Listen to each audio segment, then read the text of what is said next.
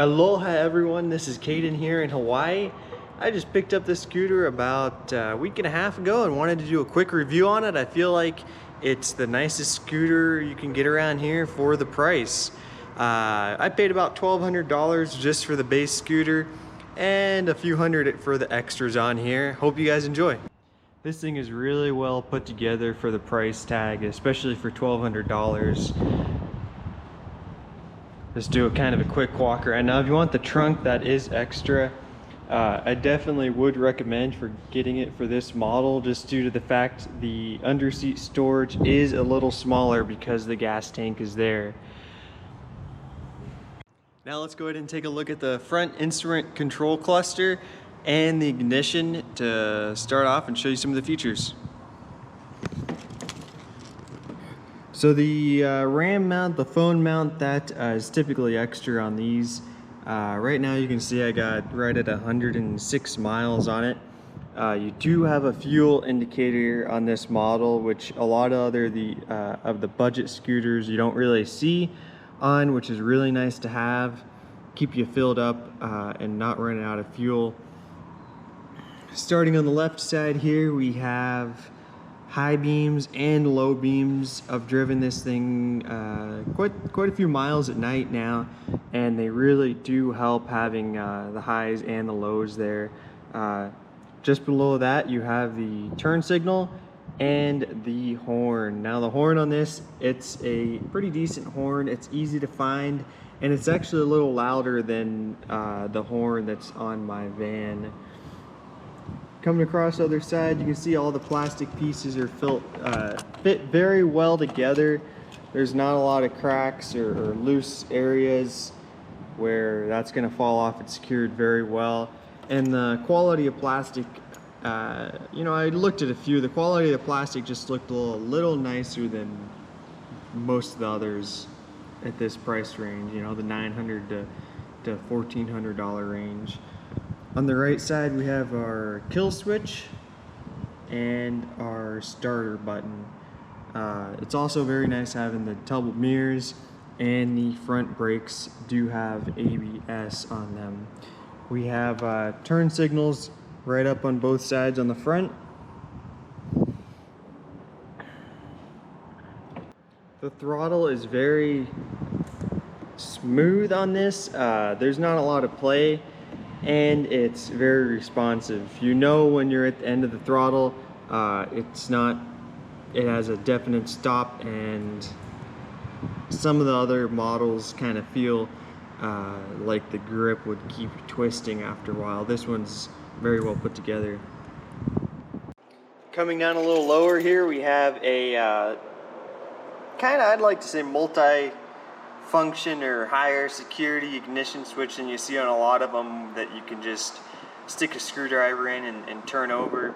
It actually has this really nifty magnetic lock that you have to use the back of the key to open, and that just prevents someone from sticking a screwdriver in there and prying it open. Just one more layer of security, which is really needed around Honolulu here. These things are stolen like crazy. To get this to work, like I said, you just take the back of the key, you insert it in the pocket there, and just turn it, and now you can see that the keyhole is exposed. I like about this one that everything that you need to do lock-wise is all in one lock. There's one lock on here to lock the steering wheel. To access that, push the key in, twist it, and now the steering wheel is locked to the left. To unlock, just simply push it back out and you're free to go. To pop the trunk, or underneath the seat, whatever you'd like to call it, just rotate the key to the left without pushing in, and the seat will lift up. And that's where you access the fuel tank and the underseat storage. To start it up, simply go to on. You'll need to hold the brake with one hand. Make sure your ignition safety stop switch is to run, and then hold the starter. When you're first starting it, it helps just to give it just a little bit of throttle when it's cold. To lock the safety cover back up, it's pretty neat. You don't even need the key. Just simply push and you can see it is locked again. Looking forward here, you'll see we have a cup holder, a USB charger, which is a really nice feature to have on this, and a front, I don't know what you call it, more like a glove box area. This little hook that swings down is to put a grocery sack or something like that. You can hook the handles on there and then set the bag down there and hold it between your knees there. Now let's look at one of the downsides of this moped is the decreased underneath seat storage, which does have a benefit. The fuel tank is hidden underneath there, which helps prevent fuel theft and keeps the rain out of the water cap there, or I guess the fuel cap. So let's go to show you, pop that open. To open that up, we'll go back over here to our key, twist to the right, and twist to the left without pushing in. You'll hear a distinctive click. Now the seat will pick up from the back, and you'll see the under seat area here is pretty small. To be honest, I don't even think you could fit a helmet in here. You know, it's great for paperwork or, you know, any valuables you don't want flying around. And you can see directly behind that is the fuel tank. Don't quote me exactly on here. I think the fuel tank's about 1.5 gallons to 1.75 gallons. Typically I fill it up every 60 to 70 miles there. Seems to do all right on it. The latch for the seat that holds it forward seems more well built than some of the other ones I've seen, but it still seems like it could be a failure point if the seat got leveraged wrong.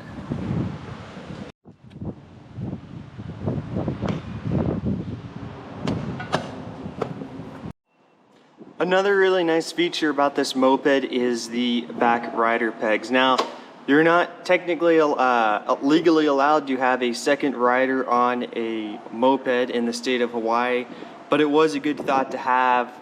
A lot of the other bikes only have them molded into the side here, and I could see that being very uncomfortable for the back rider pretty quickly. These are aluminum. They seem to be attached very well to the bike. You could definitely put a little bit of weight on them, getting on and off the bike from the rear position. And to stow them away, just gently push on them and let them lock in the first detent. And there is one on both sides. Coming around to the left side of the bike, you'll see we have a Kickstarter. Now this is only a 50cc motor. It is a moped. It can be upgraded to an 80cc. This one has not been upgraded. We have our kickstand that you back onto it. I'm not quite sure what you call that. More for long-term parking. And lastly, just our side lean kickstand if you were stopping real quick or something like that, or on nice level ground. One thing that you do have to keep in mind with these mopeds is due to the spacing of the spokes on the wheels, you will have to most likely purchase a pin lock. I'll show a short clip real quick how that works. And you can see right back here, it might be a little difficult to get a very large U-lock or something like that through. Luckily, the pin locks do work very well, and I think they are one of the more secure types of locks. Another feature this bike has is a alarm system, which I think is great. It's just one more level of security, especially if you don't have a good spot to lock up your moped at going into a store and you don't intend to be in there too long. Between the steering lock, the cover, and the alarm, it's just one more level of peace of mind that if you are in there and you hear someone messing with it, you'll know and you can come out and take a look. I still would highly recommend locking it, but let me show you how that works. So it comes with a little remote here. One arms it, and a few seconds go by, you'll hear a beep, and now if anyone tries to mess with the bike, it will go off. When you come back to it, one easy press and it's back off. Now the trunk in the rear is going to run you about another $250, but I really think having some sort of trunk in the back is a must-have feature for this bike, just due to the limited storage underneath, unless you're planning on riding around with a backpack all the time. But you really need somewhere to keep your helmets when you go inside, which I definitely recommend using around here. Now to open the trunk, it's just as simple as inserting the key, twisting it. This top button will open the trunk, and the bottom button, once it is unlocked, is a quick release to remove the trunk from the bike. Inside you can keep your lock, and it will accommodate 2 helmets side by side. Now looking in the back here, it does have a nice cover for the muffler to help prevent the rear rider from being burnt. The engine is just a air-cooled 50cc motor. Like I said, it can be upgraded to a 80cc with a kit, but in that case you would need a motorcycle endorsement to ride it. We have the carburetor right up in here, electric starter, and the basics. I'm pretty sure most of these cheap Chinese mopeds all have the same engine, and it's recommended that you change the oil at 300 miles and get it serviced and adjusted on a new motor for the break-in. The suspension on this bike is very smooth. I find even going over speed bumps, you don't really get shaken too bad. Front and rear suspension with that ABS brakes in the front looks really nice on this bike. The back tail lights are extremely bright LEDs, and the license plate rack is already here, just making it one step easier after purchasing it. Now let's talk speed and performance. Only being 50 cc's, it's only going to put out about 1.9 horsepower in its stock configuration, which is really impressive for what it can do on that. But there's a few things that it doesn't do the best, which I think is pretty congruent with most other 50cc mopeds. Now the first is the top speed. I weigh about 215 pounds, and with just me on there, it will top out at about 33 miles an hour on level ground.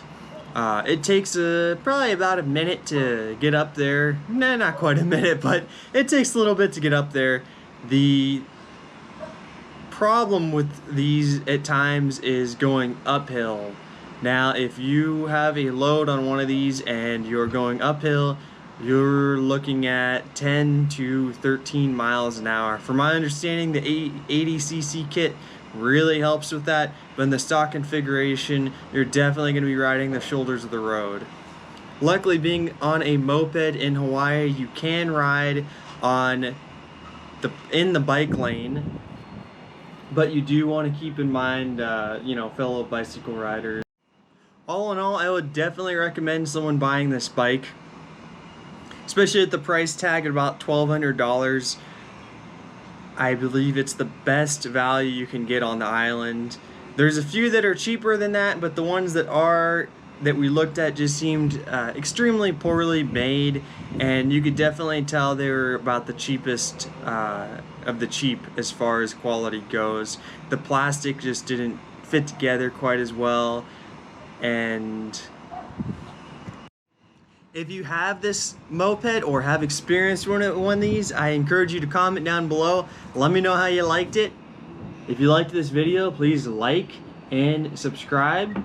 We'll be making more videos around here in Hawaii, getting into some more travel videos, some fishing videos, and I have quite a few other flying videos, believe it or not. Check them out on my channel. Thanks guys, and have a great day.